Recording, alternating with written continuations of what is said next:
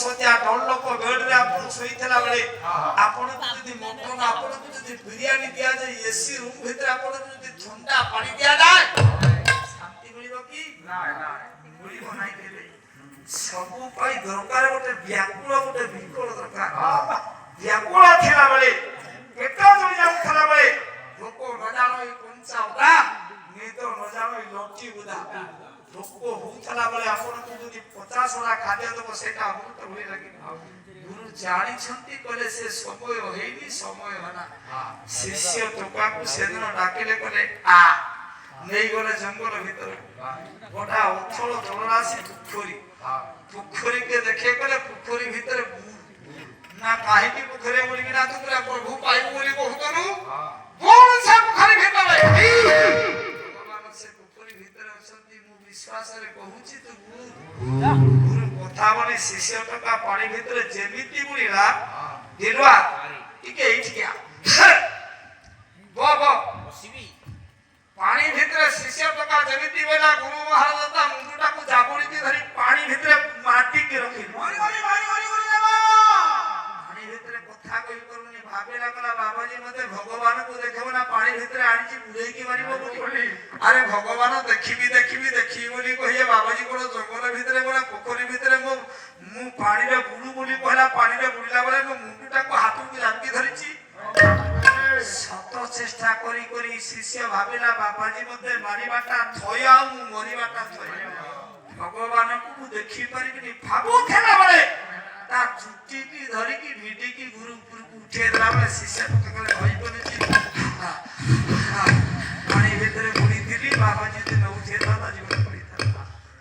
ଶିଷ୍ୟ ପଚାରିଲା ଚୁଟିକି କଷ୍ଟ ହଉଥିବ କେତେ ସାମ୍ପୁ ଲଗାଉଛୁ ଚୁଟି ଉପାଡ଼ି ଦଉନ ନାଇଁ ତ ଚୁଟି ଉପାଡ଼ି ପଚାରେ କହିଲେ ଧଇ ସହି କଣ ହଉଛୁ ନା ହୟ ବାବାଜୀ ହୟ ଗୁରୁ ମହାରାଜ ମୁଁ ଭଗବାନ ବୋଲି ଭାବୁଥିଲି। ଭଗବାନଙ୍କୁ ଏମିତି ପାଣି ଭିତରେ ବୁଡୁ ବୋଲି କହିଲେ ବୁଡ଼ିଲା ବେଳେ ମାରିକି ଧରିଲା ନା ହଁ ଭଗବାନଙ୍କୁ ପାଇବା ପାଇଁ ଏଇଟା ହଉଛି ମାଧ୍ୟମ। ନା ସାର୍ ଗୁରୁଜୀ ବୁଝିପାରିଲେନି ନା ବୁଝେଇବାଟା କହୁଛି ଶୁଣ। ତୁ ଯେତେବେଳେ ପାଣି ଭିତରେ ବୁଡ଼ିଲୁ ମୁଁ କହିଲି ଭଗବାନ ପାଣି ଭିତରେ ଅଛି ଭଗବାନଙ୍କୁ ଦେଖିବି ବୋଲି ମୋ ବିଶ୍ୱାସରେ ମୋ କଥାରେ ପାଣିରେ ବୁଡ଼ିଲା ବେଳେ ତ ମୁଣ୍ଡଟାକୁ ଯେତେବେଳେ ମୁଁ ମାଟିଲି ଭାବିଲୁ ମୋ ମୁଣ୍ଡ ଯିଏ ମାରିଛି ସିଏ ହଉଛି ଗୁରୁ ସିଏ ହଉଛି ଗୋଟେ ବୁଢା ମୁଁ ହଉଛି ଗୋଟେ ଟୋକା। ଇଏ ଯାହାଟା ମତେ ମାରିକି ରଖିପାରିବ କି? ତୁ ସତ ଚେଷ୍ଟା କରୁ ଉଠିବୁ ବୋଲି କିନ୍ତୁ ମୁଁ ମାଟିକି ତତେ ଧରିଛି।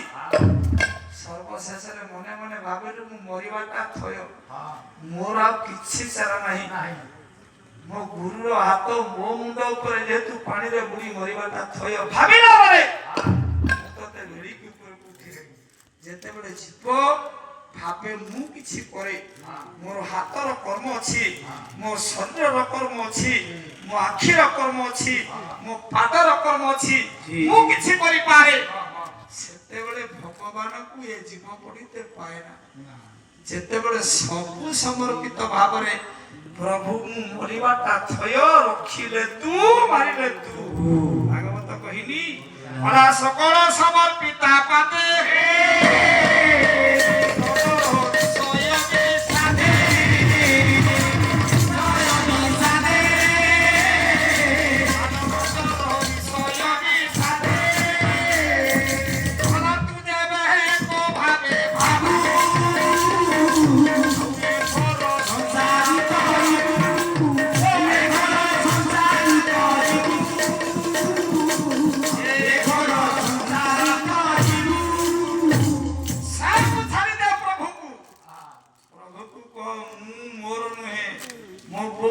ମୋର ନୁହେଁ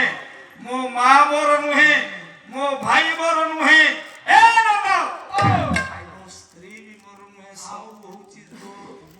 ସବୁ ତୋର। ସେତିକି ବେଳେ ଭଗବାନ ଟାଣି ଆଣନ୍ତି ଏ ଜୀବକୁ ବାପା ଉଦ୍ଧାର କରନ୍ତି। ଯେତେବେଳେ ଭାବିଲୁ ଗୁରୁ ମାରିବ ମୁଁ ମରିବାଟା ଥୟ ସେତେବେଳେ ତ ଚୁଟିକୁ ଉପରକୁ ଉଠେଇଲୁ। ଆରେ ଭଗବାନକୁ ପାଇବା ପାଇଁ ନିଜ ପାଇଁ କିଛି ଭାବେ ନା ଭଗବାନକୁ ଭଗବାନ ଆପଣା ଛାଇ ଛାଇ ତ ଦେଖି ନେବେ ରାମ କହିଲେ ଡୁବ କୃପା ସାଗରରେ ରହିବା ପର୍ଯ୍ୟନ୍ତେ कृपा सागर रे बुड़ू भगवान को डाक भगवान उद्धार करिवे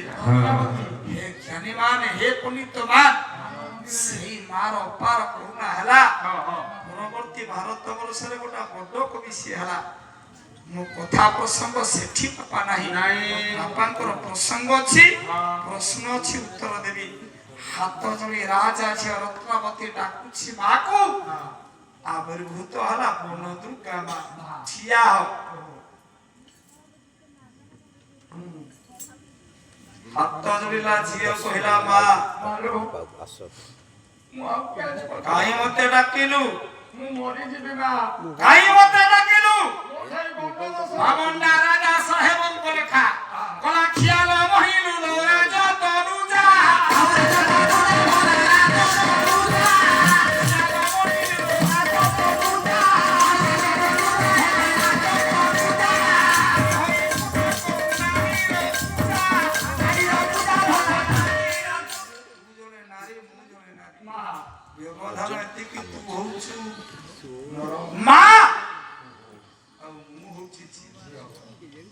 शरीर जहा मोर शरीर आखिर लुह गड़ी डाकिला झीटा कला मालो कान मोर शुणी विभावेदी बसबी विभावेदी मो स्वामी मरिब सबुदिन मुहेबी कंठ दोष अच्छी विधवा समाज को पोछक पकई दे तोली कोट को चली आसी मां परा तू स्नेहमय संतानमय वात्सल्यमय मो मां मते कह मु सदा बाहेबी ना विधवा है आ गोटा झियो कोन चाहे कहिना बापा जोगिनी तंत्र लेखक होछंती विश्वबापू रावण जोगिनी तंत्र रत्नावती बन दुर्गा कहिला कहला मा पुत्रार्थे संभूता नारी वचनुद्धे वचनुत्तिये प्राधान्य स्वामी सेवास्य सचरच्य सचभच्य नारी जन्म नेबा कोन पई पुत्रार्थे संभूता गोटे जन्म दबा पाई गोटे नाम नरक उद्धार पाइबा पाई नारी जीवन रो कल्याण कामना पे नारी सृष्टि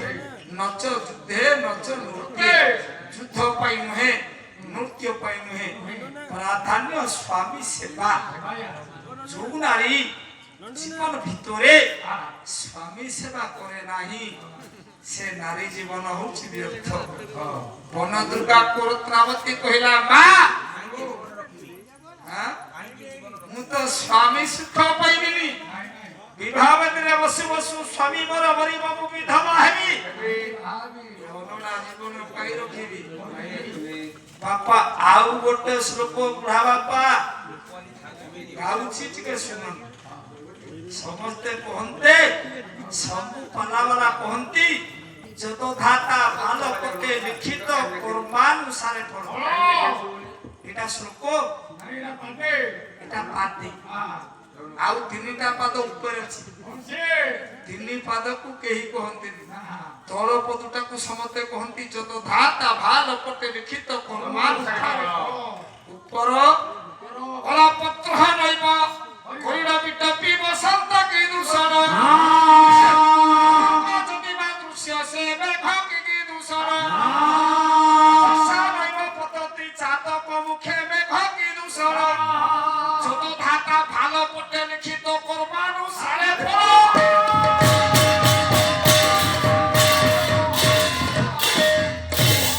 शेष पदटा समते को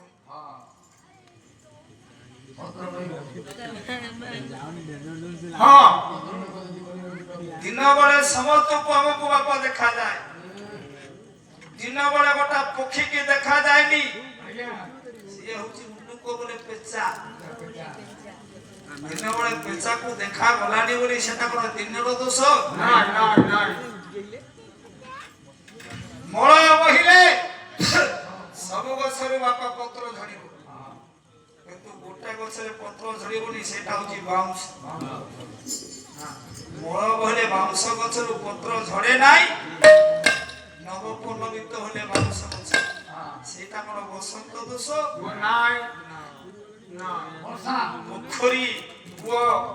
ତଡ଼ାଗ ଜଳର ପାଣି ନେଇ ଆମେ ବଞ୍ଚୁଛୁ ପାଣି ପିଇ ଆମେ ବଞ୍ଚୁଛୁ କିନ୍ତୁ ଗୋଟେ ପକ୍ଷୀ ସେ ପକ୍ଷୀ ନା ହଉଛି ଚାତକ ଆକାଶର ମେଘର ଆକାଶର ଜଳ ତା ମୁହଁରେ ପଇଲେ ସେ ପାଣି ପିଇବ ସେ ପୋଖରୀ ପାଣି ପିଇବନି ସେ ନଳକୂଅ ପାଣି ପିଇବନି ସିଏ ତଡ଼ାଗର ପାଣି ପିଇବନି ବର୍ଷା ହେଲାନି ଚାତକ ପକ୍ଷୀଟା ମନ ବୋଲି କଣ ମେଘର ଦୋଷ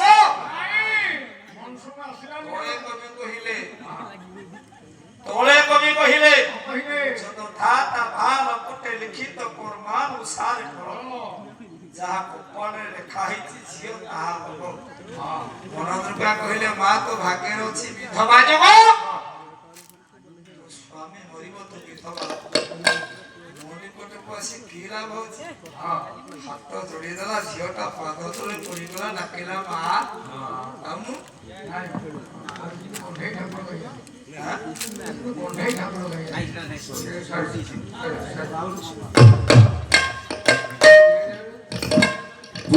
ଭାଗ